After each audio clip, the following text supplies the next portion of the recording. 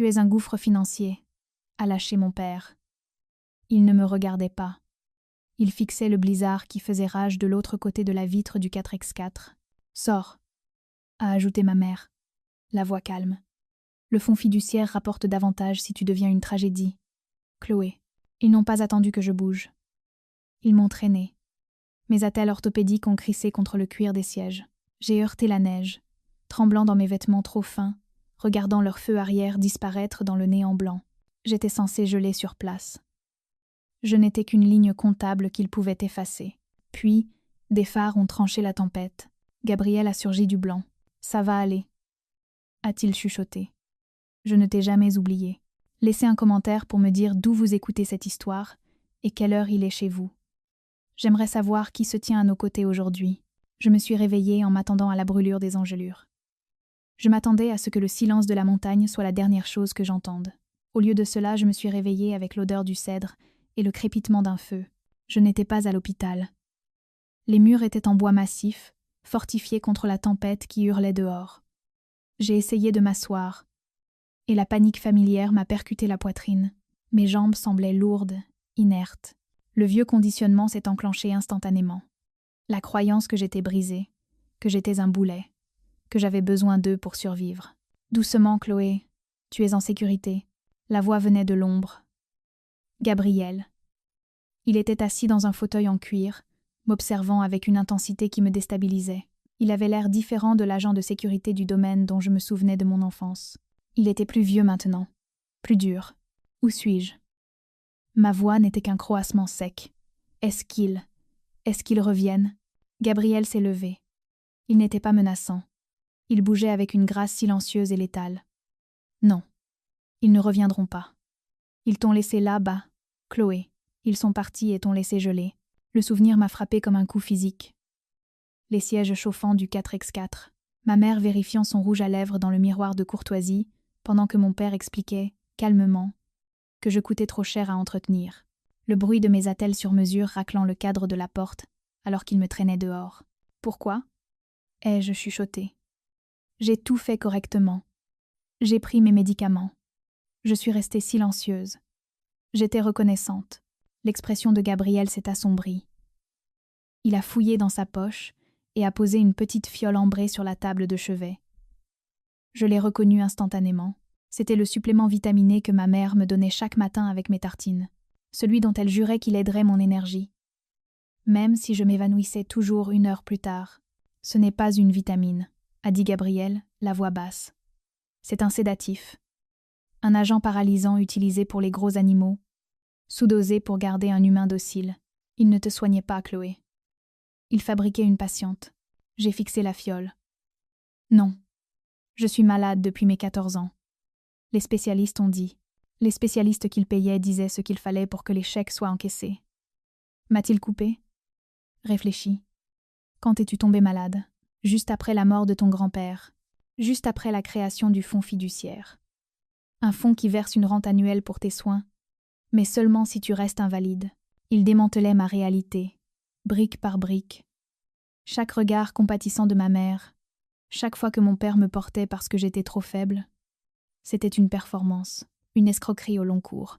Mais je les ai remerciés, ai-je dit, un rire hystérique bouillonnant dans ma gorge. Je les ai remerciés de prendre soin de moi. Je leur ai dit que je les aimais pour avoir sacrifié leur vie pour moi. Gabriel s'est penché, ses yeux verrouillés dans les miens. C'est le piège de la cruauté banalisée. Le cerveau humain est câblé pour survivre. Quand les personnes censées te protéger sont celles qui tiennent le couteau, ton esprit ne peut pas gérer la dissonance. Alors il recadre l'abus en amour. Il te dit que le poison est un remède. Tu les as remerciés parce que tu devais croire qu'ils t'aimaient. Parce que l'alternative, que tes parents te tuaient à petit feu pour un chèque, était trop terrifiante pour y survivre. Ces mots ont tourné la clé dans une serrure dont j'ignorais l'existence. J'ai regardé mes jambes sous la couette. Elles n'étaient pas cassées. Elles étaient juste endormies, trompées. Ils m'ont fait croire que j'étais faible, ai-je dit. La réalisation était plus froide que la neige dehors. Tu n'es pas faible, a dit Gabriel. Tu as survécu à 10 ans d'empoisonnement systématique. Tu es la personne la plus forte que je connaisse. Et maintenant, tu vas devenir assez forte pour les faire payer. Il s'est dirigé vers un bureau et a pris une tablette numérique. Je suis passé à la maison avant de te trouver. Ils ont été négligents. Ils pensaient que tu étais partie. Il m'a tendu l'appareil. Lisa, j'ai pris la tablette. L'écran brillait, illuminant la vérité en noir et blanc. Ce n'était pas un dossier médical. C'était un grand livre de comptes, et mon nom n'était qu'une ligne sur un bilan de trahison. La tablette semblait lourde dans mes mains, non pas à cause de son poids, mais à cause de ce qu'elle contenait. Ce n'était pas un journal intime inquiet. C'était un tableur Excel. J'ai fait défiler les fichiers cryptés que Gabriel avait déverrouillés. L'écran brillait de la lumière froide et dure de la comptabilité. Colonne A, date. Colonne B, incident.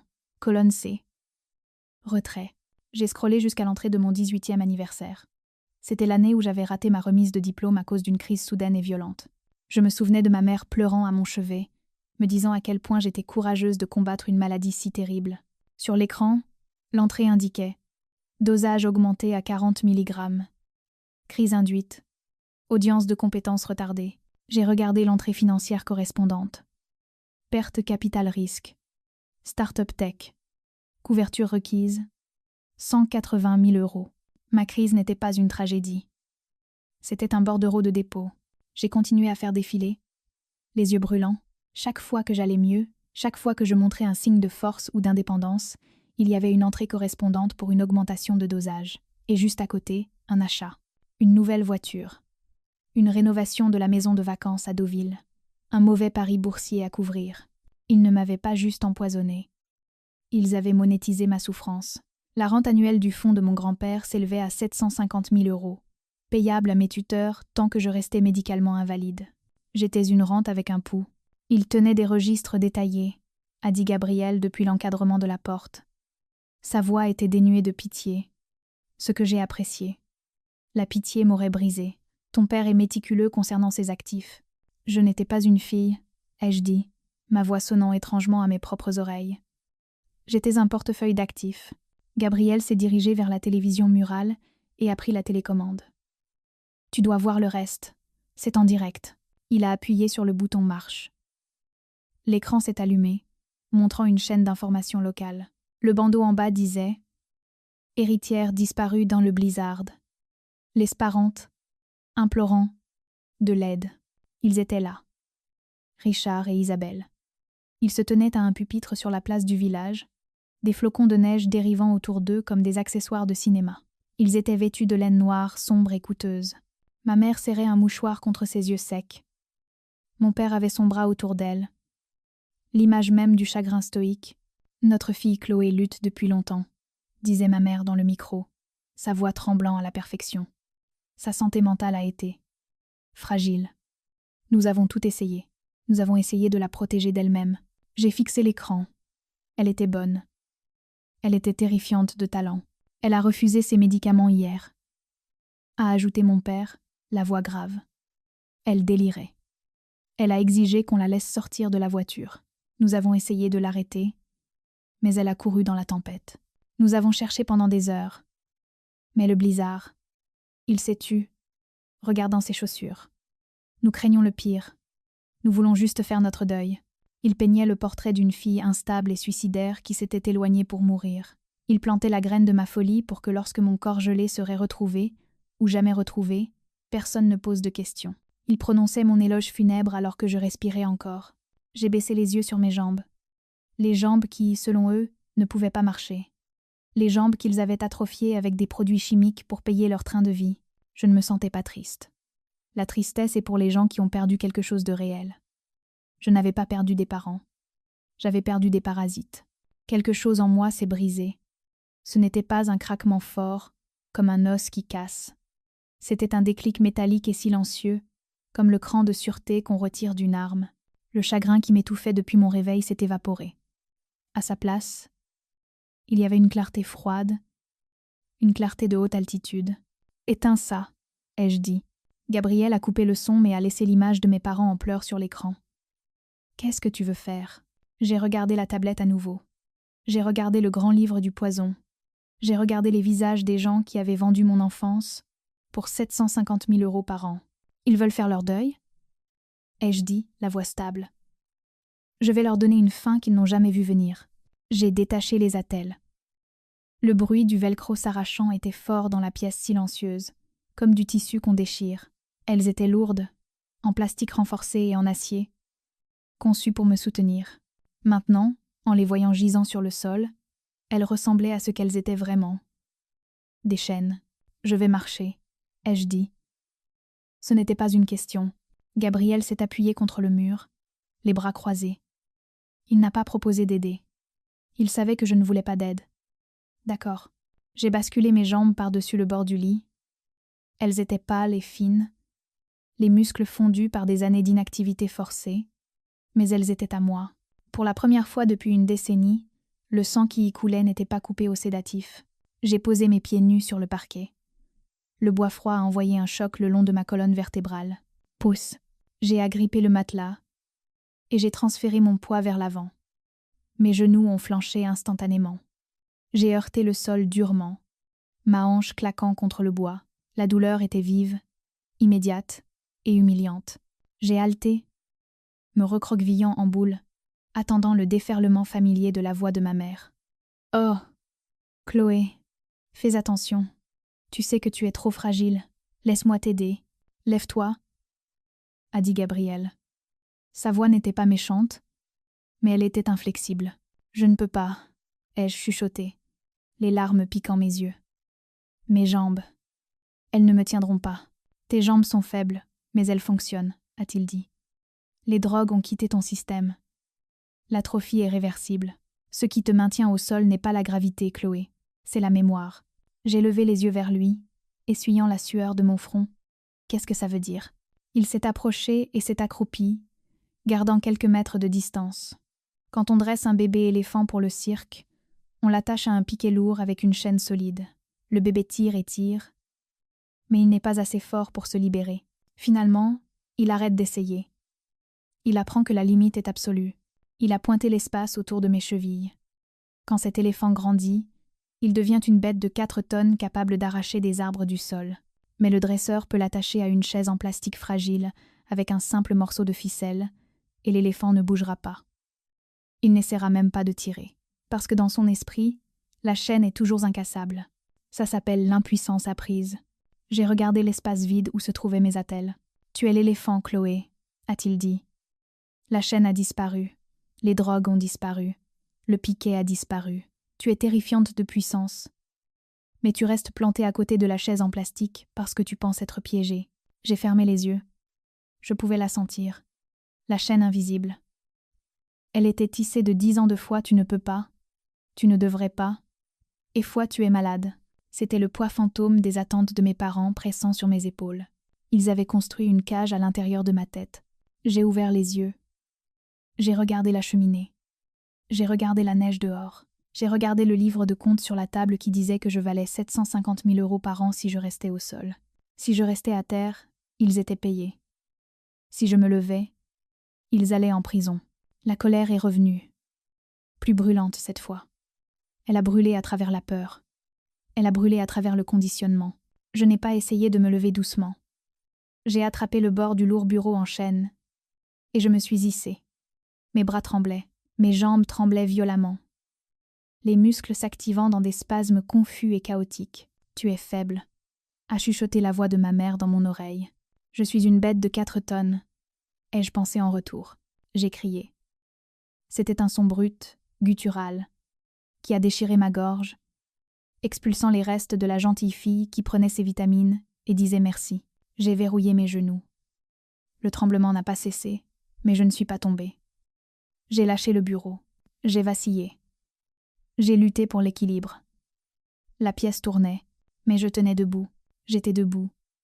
J'étais plus grande que les meubles. J'étais plus grande que les mensonges.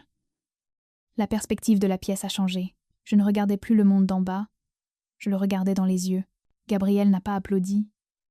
Il n'a pas souri. Il a juste hoché la tête, comme s'il saluait un camarade soldat. « Marche », a-t-il dit. J'ai fait un pas, puis un autre. Ce n'était pas gracieux. C'était laid, titubant et douloureux. Mais c'était marcher. J'ai atteint la fenêtre et j'ai regardé la montagne. La tempête s'était calmée.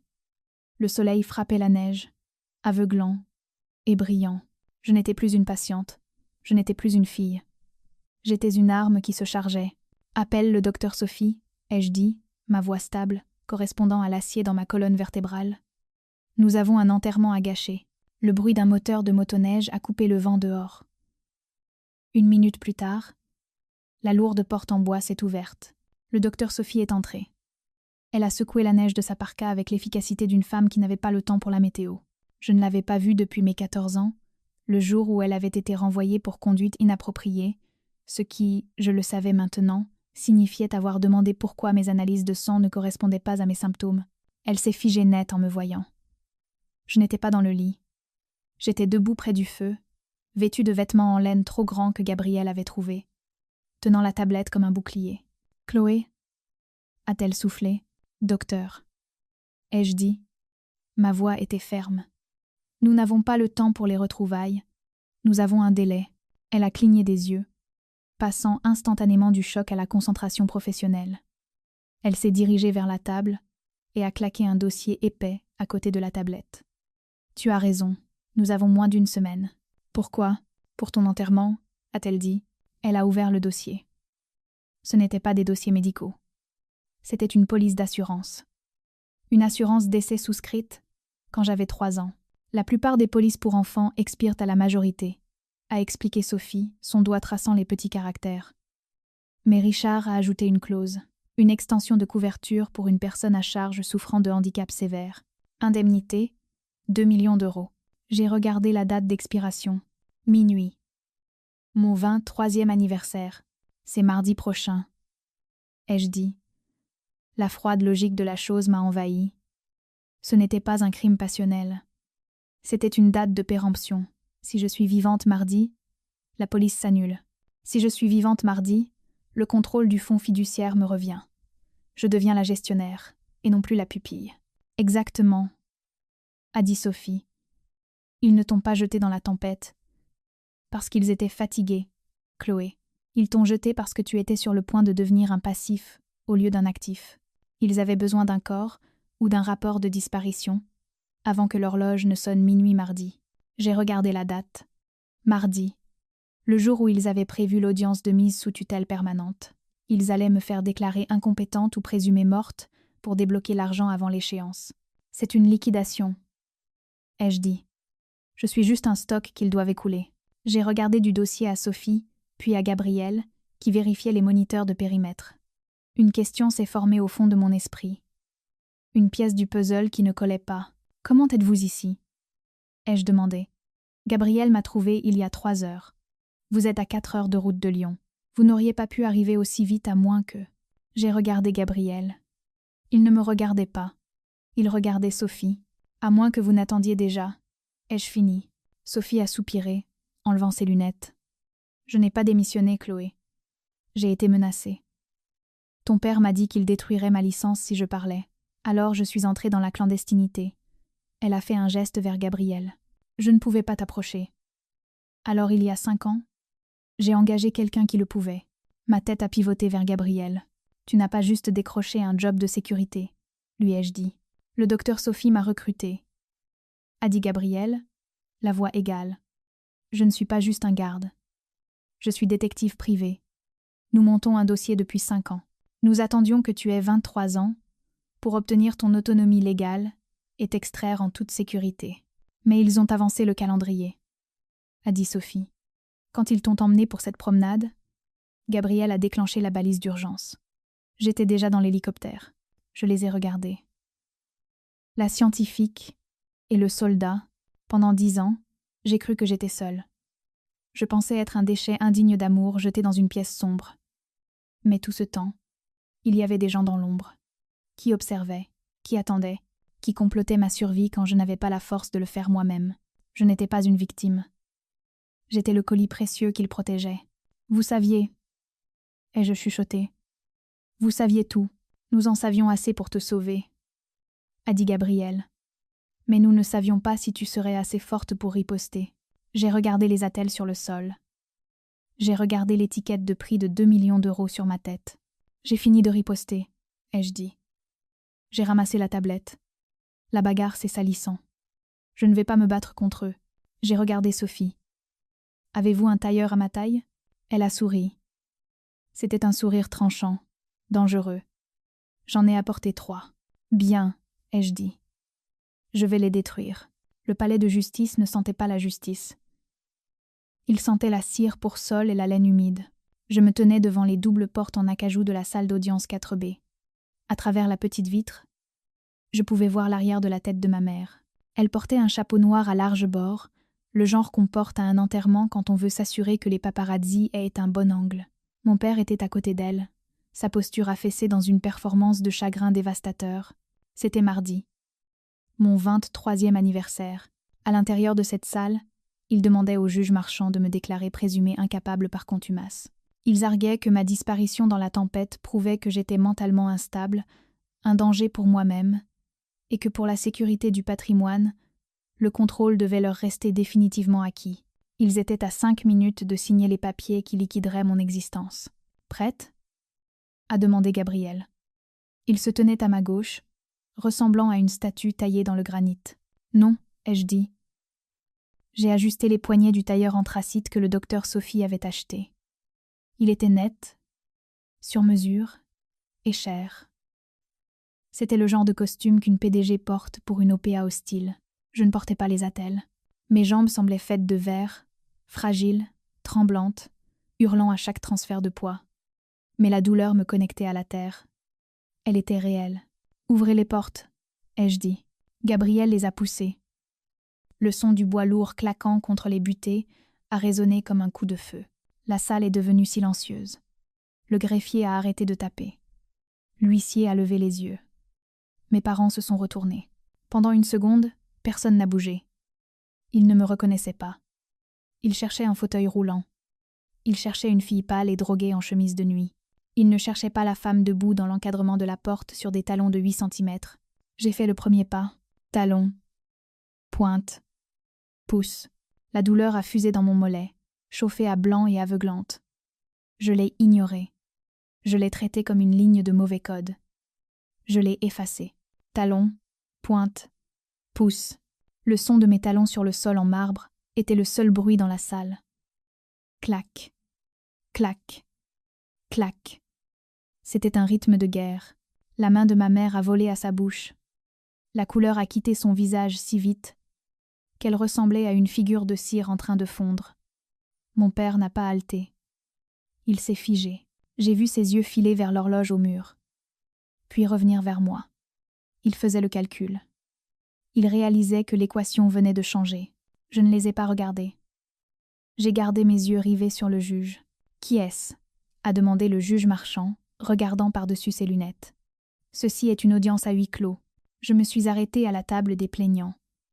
J'ai agrippé le bord du bois pour me stabiliser, espérant que le tremblement de mes mains ressemblait à de la rage plutôt qu'à de la faiblesse. « Je suis Chloé », ai-je dit. Ma voix n'a pas tremblé. Elle portait jusqu'au fond de la salle. « Chloé ?» Le juge a regardé mes parents.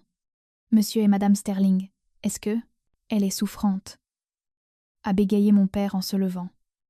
Il essayait déjà de manipuler la situation.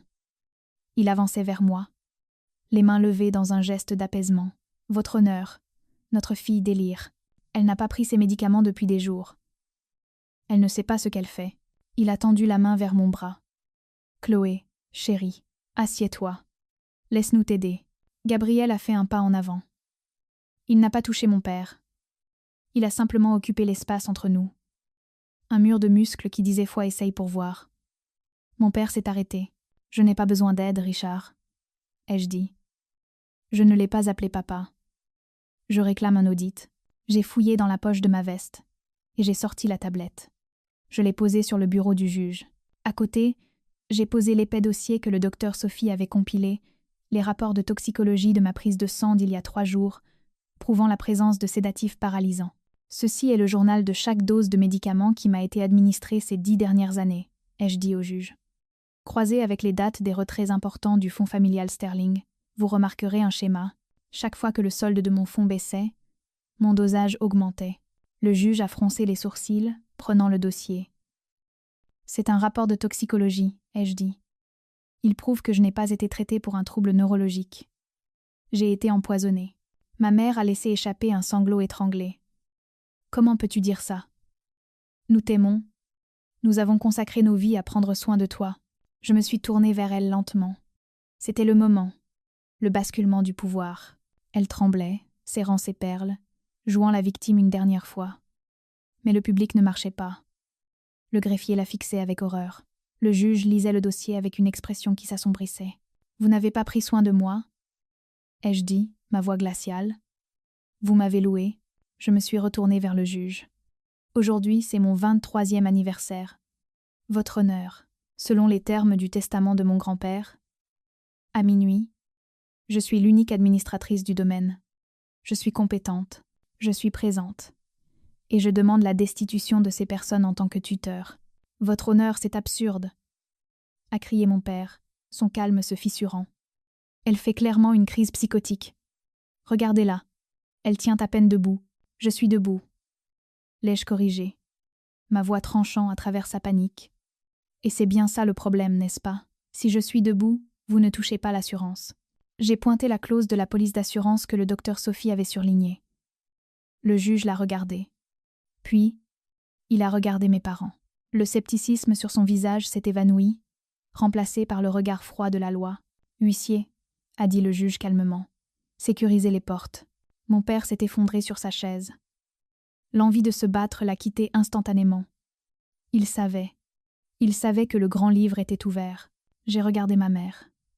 Elle me fixait, les yeux écarquillés, réalisant que la poupée qu'elle avait brisée tenait maintenant le marteau. Je me suis penchée tout près, pour qu'elle seule puisse m'entendre. « Je ne suis pas morte, mère. » ai-je chuchoté. Mais vos actifs le sont. Les menottes n'ont pas cliqué. Elles ont cliqueté avec un bruit de crécelle. C'était un son mécanique, final, qui a tranché les murmures de la salle d'audience. J'ai regardé les huissiers escorter Richard et Isabelle Sterling par la porte latérale. Ils ne ressemblaient plus aux titans de la haute société. Ils semblaient petits, rapétissés. Ma mère a essayé de croiser le regard d'une femme au premier rang, une mondaine avec qui elle présidait des galas de charité depuis 20 ans. La femme a baissé les yeux sur son sac à main, prétendant ne pas voir les menottes, prétendant ne pas connaître la femme emmenée pour fraude et tentative de meurtre. La communauté qui les avait soutenus, les gens qui avaient gobé le récit de la fille tragiquement invalide pendant une décennie, s'est dissoute instantanément. Le dégel avait commencé. Le juge Marchand a signé l'ordonnance finale avec un flourish. La tutelle est dissoute avec effet immédiat, a-t-il dit. Le contrôle du fonds sterling. Et tous les actifs associés reviennent à Mademoiselle Chloé Sterling. Il m'a tendu le stylo. Il semblait plus lourd que la tablette. Il ressemblait à une arme. J'ai signé mon nom. Pas le gribouillage tremblant et drogué que j'utilisais depuis 10 ans. Une signature claire et nette. C'était fini. Nous ne sommes pas restés pour la conférence de presse. Je n'avais pas besoin de parler aux caméras. Le livre de comptes parlait de lui-même. Nous sommes retournés au chalet en silence. Mais ce n'était pas le silence lourd et étouffant du trajet en 4x4 qui avait tout déclenché. C'était un silence propre, le silence d'un bilan qui s'équilibre enfin à 0. Je me suis tenue sur le balcon, regardant la montagne. Il neigeait à nouveau. De gros flocons gras dérivant à travers les pins. Il y a une semaine, cette neige était une arme. C'était le voile blanc destiné à m'ensevelir. Maintenant, c'était juste la météo. C'était beau. Froid, oui, mais propre. La porte derrière moi s'est ouverte. Gabriel est sorti, me tendant une tasse de thé. Pas de sédatif. Juste de la chaleur. La liberté sous caution a été refusée, a-t-il dit. L'évaluation du risque de fuite était élevée. Bien, ai-je dit. J'ai pris une gorgée. Laissez-les s'asseoir dans une cellule et faire le calcul.